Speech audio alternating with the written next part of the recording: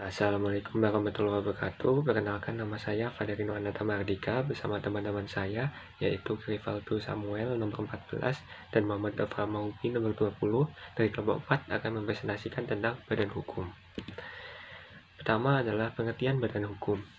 Badan hukum merupakan suatu organisasi atau perkumpulan yang dibuat dengan akta yang otentik. Dalam hukum diperlakukan sebagai orang yang mempunyai hak dan kewajiban, atau disebut juga dengan subjek hukum, yang dapat dalam bentuk orang atau badan hukum. Teori-teori dalam badan hukum yaitu, yang pertama ada teori fiksi. Ini dipelopori oleh Friedrich Karl von Savigny. Menurutnya hanya manusia saja yang mempunyai kehendak. Badan hukum merupakan salah satu abstraksi, bukan merupakan hal yang konkret. Jadi karena hanya suatu abstraksi, maka tidak mungkin menjadi suatu subjek dari hubungan hukum. Sebab hukum memberikan hak-hak pada yang bersangkutan, suatu kekuasaan, dan menimbulkan kehendak berkuasa atau Wismacht. Yang kedua adalah teori organ. Teori ini dipelopori oleh Otto von Guericke sebagai reaksi atas teori fiksi. Menurutnya, badan hukum seperti manusia menjadi penjelmaan yang benar-benar dalam pergaulan hukum, yaitu eine Lebendigkeit. Badan hukum itu menjadi suatu Verbandspersoonlijkheid, yaitu suatu badan yang mempunyai kehendaknya dan perantaraan alat-alat atau organ-organ badan tersebut. Yang ketiga adalah Leer van het ambtelijk vermogen. Ajaran ini tentang harta kekayaan yang dimiliki seseorang dalam jabatannya, atau ambtelijk vermogen, suatu hak yang melekat pada suatu kualitas. Badan hukum tidak mungkin memiliki hak jika tidak dapat melakukan hak itu. Dengan kata lain, tanpa daya berkehendak atau Willsvermogen, tidak ada kedudukan sebagai subjek hukum. Untuk badan hukum yang berkehendak ialah para pengurus. Maka pada badan hukum, semua hak itu diliputi oleh pengurus.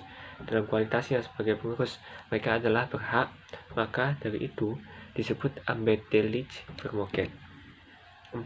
Teori kekayaan bersama. Menganggap badan hukum sebagai kumpulan manusia, kepentingan badan hukum adalah kepentingan seluruh anggotanya.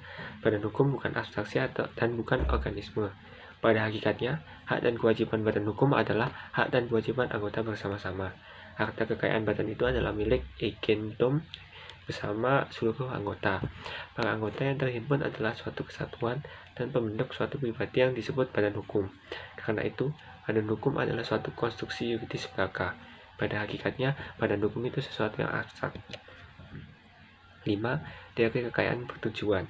Teori ini mengemukakan bahwa kekayaan badan hukum itu tidak terdiri dari hak-hak sebagaimana lazimnya. Kekayaan badan hukum dipandang terlepas dari yang memegangnya.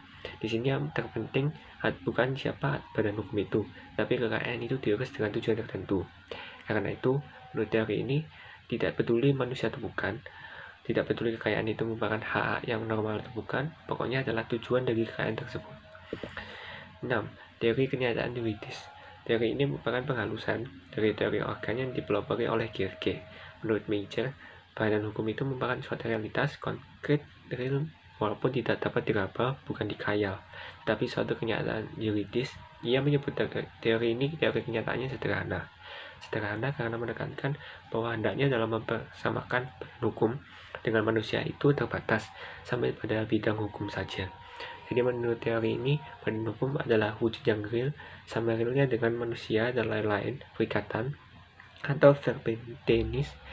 Ini semua real untuk hukum. 7. Teori dari Leon Duguid. Menurut Leon Duguid, tahun berikut tidak ada person-person lainnya daripada manusia-manusia individual. Akan tetapi manusia pun sebagaimana perhimpunan dan yayasan tidak dapat menjadi pendukung dari hak subjektif.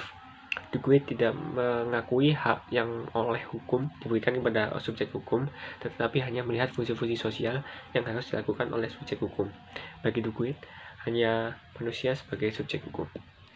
Kemudian syarat berdirinya badan hukum. Pertama, ada syarat formal, adalah syarat-syarat yang harus dipenuhi sehubungan dengan permohonan untuk mendapatkan status badan hukum, yaitu 1. Harus ada akta pendirian dari notaris.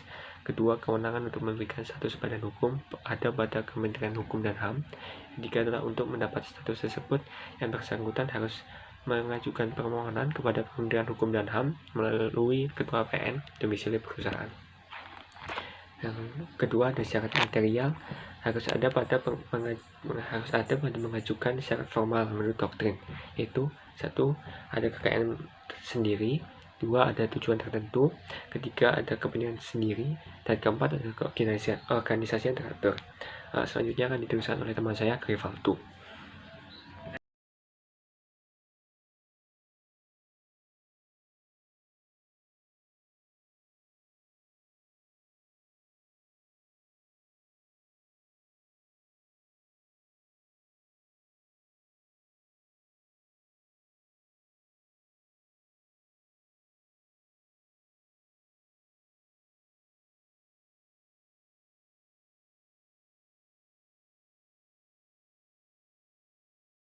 Berikutnya, saya Grivaldo Samuel akan melanjutkan presentasi mengenai badan hukum. Sekarang saya akan membahas mengenai saat berlakunya badan hukum. Dalam hal ini saya mengambil contoh yaitu PT.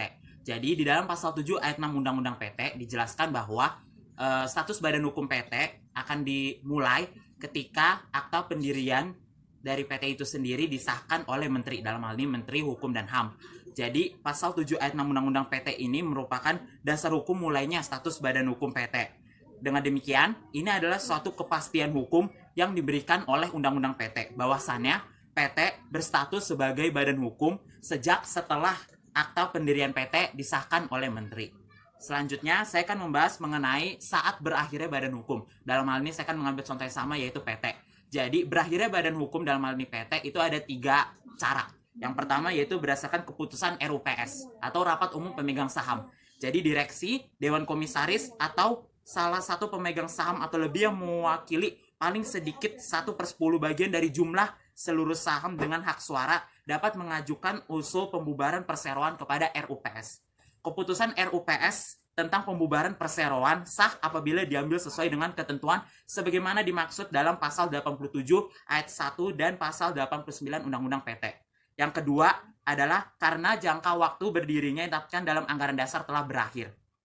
Jadi dalam jangka waktu paling lambat 30 hari sejak jangka waktu berdirinya perseroan berakhir, RUPS menetapkan penunjukan likuidator. Direksi tidak boleh melakukan perbuatan hukum baru atas nama perseroan setelah jangka waktu berdirinya perseroan yang ditetapkan dalam anggaran dasar berakhir. Terus yang ketiga itu berdasarkan putusan pengadilan. Jadi pengadilan negeri dapat membubarkan perseroan itu atas yang satu, permohonan kebijaksanaan berdasarkan alasan perseroan melanggar kepentingan umum atau perseroan melakukan perbuatan yang melanggar peraturan perundang-undangan. Yang kedua, permohonan pihak yang berkepentingan berdasarkan alasan adanya cacat hukum dalam akta. Terus yang ketiga, permohonan pemegang saham, direksi, atau dewan komisaris berdasarkan alasan perseroan tidak mungkin untuk dilanjutkan. Dalam penetapan pengadilan ditetapkan juga penunjukan likuidator. Berikutnya, saya akan membahas mengenai pembagian badan hukum. Jadi, menurut pasal 1653 BW, badan hukum dapat dibagi atas 3 macam.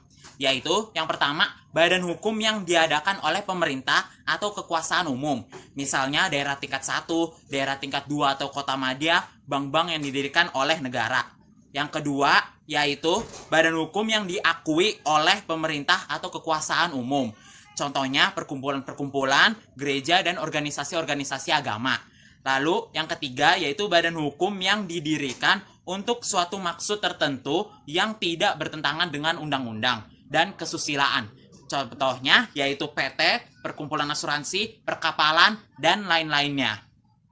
Lalu dilihat dari segi wujudnya, maka badan hukum dibedakan atas 2 macam. Yaitu yang pertama korporasi atau korporati.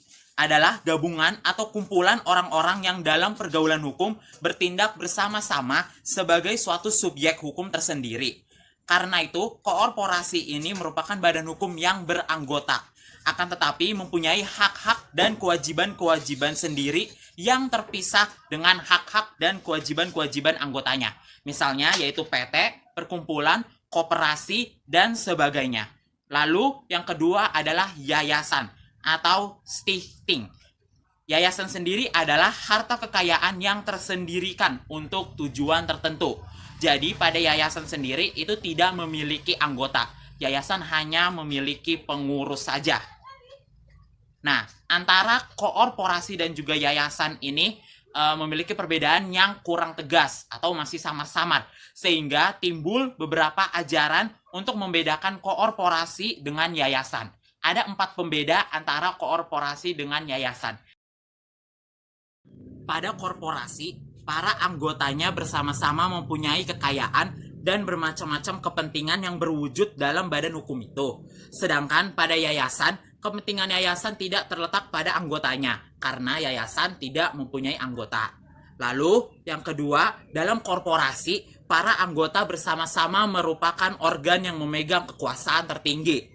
Sedangkan dalam yayasan, yang memegang kekuasaan tertinggi adalah pengurusnya. Seperti yang sudah dijelaskan tadi, karena yayasan hanya memiliki pengurus dan tidak memiliki anggota.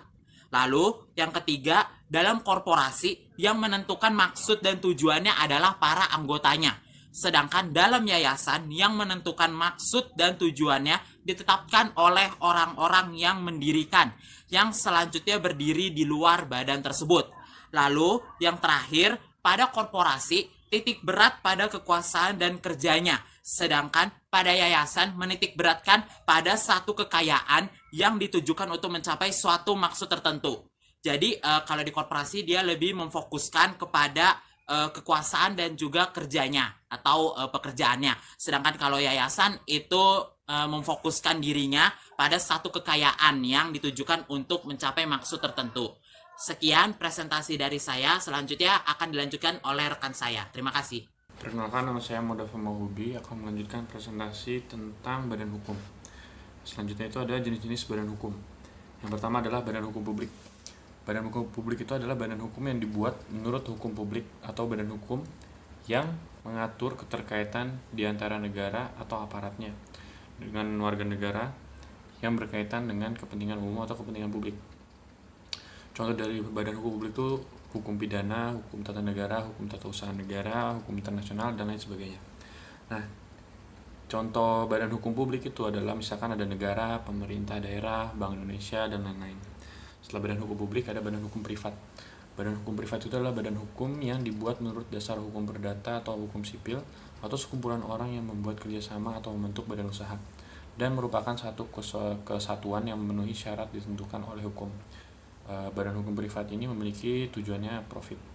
Contoh dari badan hukum privat secara terbatas atau non material seperti yayasan. Berikutnya ada bentuk-bentuk hukum. Yang pertama, perhimpunan.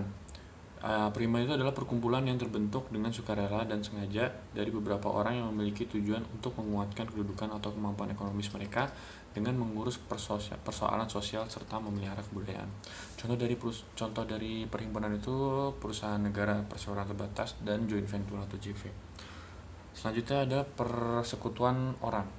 Ini adalah suatu bentuk badan hukum yang terbentuk dari faktor kemasyarakatan dan juga politik di dalam sejarah. Contohnya itu ada desa, kabupaten, provinsi, dan negara. Selanjutnya ada organisasi. Organisasi itu adalah badan hukum yang dibuat menurut UU, tapi selain dua jenis badan hukum yang telah disebutkan di atas tadi. Berikutnya yang terakhir adalah tanggung jawab hukum. Secara hukum pada prinsipnya, harta benda perseroan terpisah dari harta benda pendiri atau pemiliknya. Karena itu tanggung jawab secara hukum juga dipisahkan dari harta benda pribadi pemilik perusahaan yang berbentuk badan hukum. Apabila perseroan melakukan suatu perbuatan dengan pihak lain, maka tanggung jawabnya berada di pihak perseroan tersebut dan hanya sebatas harta benda yang dimiliki perseroan. Dan habis itu tanggung jawab perseroan itu terlepas dari orang-orang yang ada di dalamnya. Apabila timbul kerugian pada perseroan, maka harta pribadi pemilik modal atau pendiri tidak dapat ikut disita atau dibebankan untuk tanggung jawab perseroan tersebut. Sekian presentasi dari badan hukum. Kurang lebihnya mohon maaf. Wassalamualaikum warahmatullahi wabarakatuh.